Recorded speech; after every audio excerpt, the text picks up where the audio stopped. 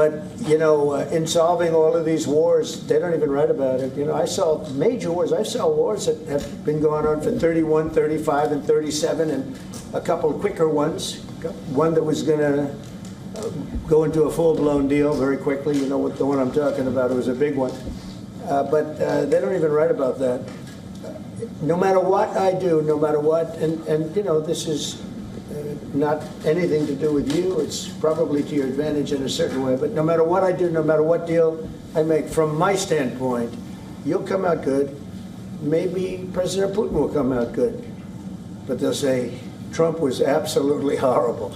It's just that, and I've lived with that for a long time. I've lived with it since just before the first election. I used to get great publicity. Now I get the worst publicity anyone's ever gotten in office, but I won in a landslide, so that people understand. They're the only ones that count, ultimately. But I've also had great reporters. I've had journalists that are very good. But it's very sad when you do the right thing. As an example, they said, because of the fact that Vladimir Putin came to American soil, this was a tremendous defeat for Donald Trump. No, it was really wonderful that he did it. It was a hard thing for him to do, to be honest with you. It was the opposite of what they said, but they said it. Now, if he didn't come, they'd say that was also bad for Trump. You know, there's no way. And there's just a great dishonesty of the press, and I think that's why it's lost its credibility. You know, its credibility is at an all-time low. We have a thing going on right now in D.C. We went from the most unsafe place anywhere to a place that now friends are calling me up, Democrats are calling me up, and they're saying, sir, I want to thank you. My wife and I went out to dinner last night for the first time in 4 years, and Washington, D.C. is safe, and you did that in 4 days. I'll tell you, it's safe. I had another friend of mine. He has a son who's a great golfer. He's on tour, and he came in fourth yesterday in the big tournament where Scotty Scheffler made the great shot, and he said his son is going to dinner in Washington, D.C. tonight. I said, would you have allowed that to happen a year ago? He said, no way, no way. He said, what you've done is incredible. And I think the people realize it. But the press says, he's a dictator, he's trying to take over.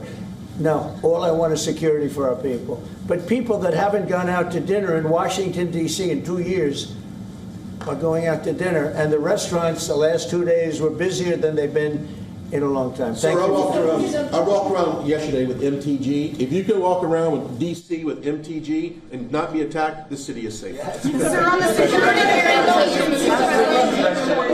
Thank you, Mr. President. Last week you warned of what you called severe consequences if a 30-day ceasefire or any type of ceasefire were not agreed to by Russia. Will there be severe consequences? Does that change because of I don't think you need a President ceasefire. You know, if you look at the 6 deals that I settled this year, they were all at war. I didn't do any ceasefires. And I know that it might be good to have, but I can also understand strategically why, well, you know, one country or the other wouldn't want it. You have a ceasefire and they rebuild and rebuild and rebuild, and, you know, maybe they don't want that. But if you look at the 6 deals that we made peace and you know, long-term, long-running wars, I didn't do any ceasefires. Would I like the concept, you know, I like the concept of a ceasefire for one reason, because you'd stop killing people immediately, as opposed to in 2 weeks or 1 week or whatever it takes. But we can work a deal where we're working on a peace deal while they're fighting. They have to fight. I wish they could stop. I'd like them to stop. But strategically, that could be a disadvantage for one side or the other. But all of these deals I made without even the mention of the words ceasefire. President Zelensky, can you explain the decision to offer Ukraine Article 5 like security guarantees, but stop short of pushing for their full membership? Yeah, well, we haven't done anything on that yet. If you look back and you go back long before President Putin, it was always a statement that they would never allow Ukraine into NATO. So that was a statement that was made, but we haven't discussed any of that yet. We're going to be discussing it today. But we will give them very good protection, very good security. That's part of it. And the people that are waiting for us, they are I think they're very like-minded. They want to help out all. Thank you, President. Thank you, President Trump. Are you disappointed there's no ceasefire, Mr. President? The United States has already given hundreds of billions of dollars to this war effort in Ukraine. Biden. At best, it is a stalemate, and the killing continues. So, President Trump, how much more is the United States willing to give Ukraine? And President Zelensky, how much more do you want? Well, I'll start off just by saying we're not giving anything now. We're selling weapons. This is something before, I guess the number is well over $300 billion. That was under Joe Biden, a corrupt politician, not a smart man, never was. By the way, go back 40 years, he was not a smart man 40 years ago either. But now he's in particular bad. This was done by a corrupt administration that shouldn't have been in, and frankly, if the right results of the election were given, if I were president, this war would have never taken place, and he would have been very happy because he would have liked to have seen. I mean, they went through hell. He went through hell.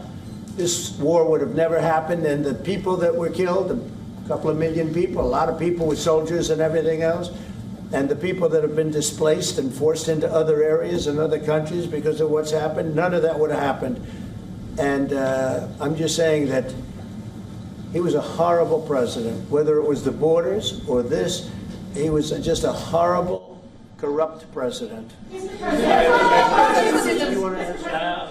Thank you so much. So first of all, we have possibility now to buy weapons from the United States. We are thankful for this program and this opportunity. We are thankful for Europe. They pay for this. And through NATO program, for example, Pearl and etc., we have some programs where we can have some money to finance this. And this is a part, I think, it's not a part for the war and to defend us. It also will be a part for security guarantees, to strengthen our army, to rearm Ukrainian army. This is very, very important. And it depends how much money we need to rearm. For example, the question of air defense, we spoke about it with President Trump, and I'm happy that we have now bilateral decisions and we work on it with production, American production. Nobody in Europe has so many air defense like Patriots, for example. We need it very much, and this is also about defending. I think the good news, we make the best military equipment in the world by far. You mentioned the Patriots. How good are they? Systems. We have systems, they're literally 100% foolproof. And it's really like shooting two bullets, two bullets hitting each other in the air in a space like this. The chance is 100%. It's 99 to 100%. So we sell the equipment to NATO. And NATO does what, I don't know what the arrangement is that you have with, but I know that they want you to have the equipment. And we're getting the best equipment in the world, but they pay us for the equipment. Under Biden, it was just crazy what was going on. I believe the number is over 300. I think it could be $350 billion worth of equipment and money and everything else. And we've made more progress in settling this war in the last 2 months than they made in 4 years. This should have been settled a long time ago, but it should have never happened. Yeah, please. Real quickly, you pushed out on social media. Brian, go first. You pushed out on social media about doing away with mail-in ballots and potentially electronic voting machines. Can you expand on that and how important Well, that is? that's a very off-topic, just really quickly. Mail-in ballots are corrupt. Mail-in ballots, you can never have a real democracy with mail-in ballots. And we, as a Republican Party, are going to do everything possible that we get rid of mail-in ballots. We're going to start with an executive order that's being written right now by the best lawyers in the country to end mail-in ballots because they're corrupt. And you know that we're the only country in the world, I believe, I may be wrong, but just about the only country in the world that uses it because of what's happened. Massive fraud all over the place. The other thing we want change are the machines. For all of the money they spend, it's approximately 10 times more expensive than paper ballots. And paper ballots are very sophisticated with the watermark paper and everything else. We would get secure elections. We'd get much faster results. The machines, I mean, they say we're going to have the results in 2 weeks. With paper ballots, you have the results that night. Most people, but most people, many countries use paper ballots. It's the most secure form. So between paper ballots, very, very important, paper ballots, and I think maybe even more important, the mail-in voting. We're going to end mail-in voting. It's a fraud. If you have mail-in vote, even Jimmy Carter with this commission, they set it up. He said the one thing about mail-in voting, you will never have an honest election if you have mail-in. And it's time that the Republicans get tough and stop it, because the Democrats want it. It's the only way they can get elected. Because with men and women's sports and with transgender for everybody and open borders and all of the horrible things, and now the new thing is they love crime. They're fighting me on the fact that I've made Washington, D.C. safe. We're not going to get mugged, beaten up, or killed like all the people you've been watching get so badly hurt. I'm glad, I hate to take your time with this, but I'm glad you asked me that question. Sorry. We're going to stop mail-in ballots because it's corrupt. You know, when you go to a voting booth and you do it the right way and you go to a state that runs it properly, you go in, they even ask me. They asked me for my license plate, for identity. I said, I don't know if I have it. They said, sir, you have to have it. I was very impressed, actually. But it's very hard to cheat with mail-in voting. As you know what happens in California, it's so corrupt, where some people get 5, 6, 7 ballots delivered to them. Now, we got to stop mail-in voting, and the Republicans have to lead the charge. The Democrats want it because they have horrible policy. If you have mail-in voting, you're not going to have many Democrats get elected. That's bigger than anything having to do with redistricting, believe me. And the Republicans have to get smart. We're not going to have a country. I said for a long time at rallies, you need borders and you need free and fair elections. Those two things, otherwise you don't have. We have strong borders now. In 90 days, Mr. President, we didn't have 1, 0, 0, and 3 months. Not one person came in illegally into our country. In fact, even I find that hard to believe, but it's run by a little bit of a liberal group that put out the numbers, so I guess it's, but 0, 0, and 0. You go back a year ago, 2 years ago, 3, millions of people poured into our country. It was terrible. Thank you very much.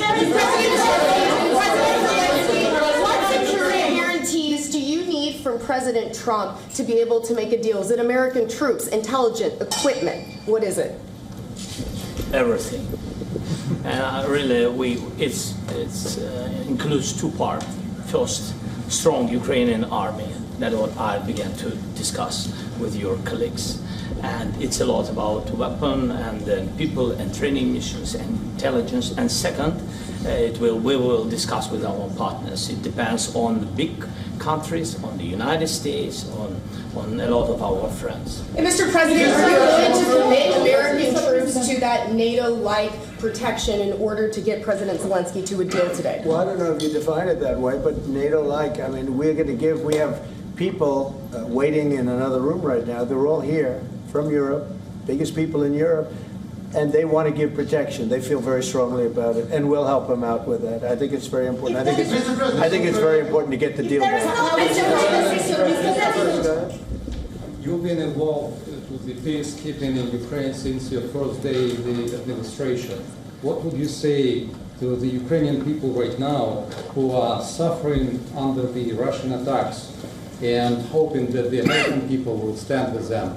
Well, I know Ukrainian people. I've known many over the years. They're great people. They're smart. They're energetic. They love their country. I mean, they love their country, and we want to get this war ended. That's all I can do. I love the Ukrainian people, but I love all people. I love the Russian people. I love them all. I want to get the war stopped. Very important. Mr. President, was there any aspect of your discussion with Vladimir Putin that left you disappointed?